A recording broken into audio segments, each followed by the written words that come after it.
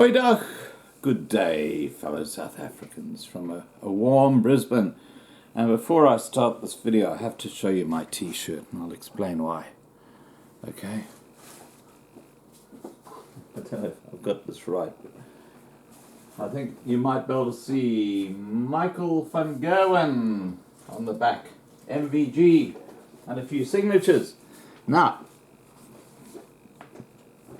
I acquired this t-shirt about 3 years ago when they had a darts competition in Sydney, and I was fortunate enough to be introduced to Michael van Gerwen, Philip Taylor, who was the world darts champion for about 16 years, and while I was there in Sydney, he hit a 9-darter with a 501, and people who play darts will know what I'm talking about. And your top guy is Peterson, and he's doing really well in the World Darts Championships, which are happening right now. Okay, I am so off topic.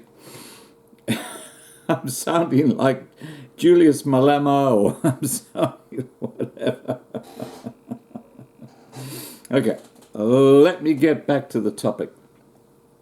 Now, yesterday, your time, I posted a video about advanced African technology where these Africans were designing planes and trying to take off. It was quite a hilarious thing. I'll put a link down below so you can have a look.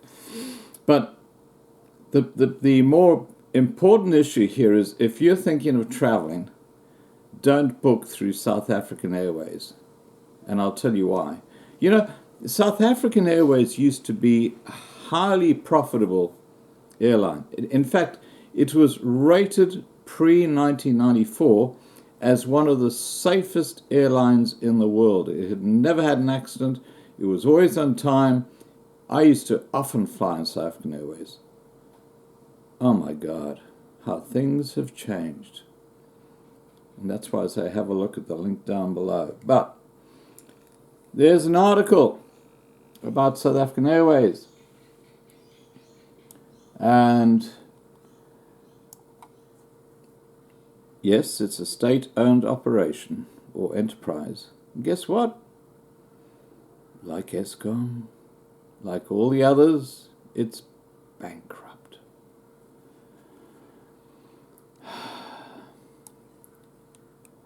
Media reports have begun to speculate that a consortium of investors is willing to lend nearly 21 billion rand to South African Airways, but for a 51% stake in the entity. Fly Monarch and Cerberus Capital Management are prepared to advance a loan, as it is the amount that South African Airways needs to just remain in the air. So, this loan won't cover their debts, but it'll allow them to keep flying, or the airline to keep flying.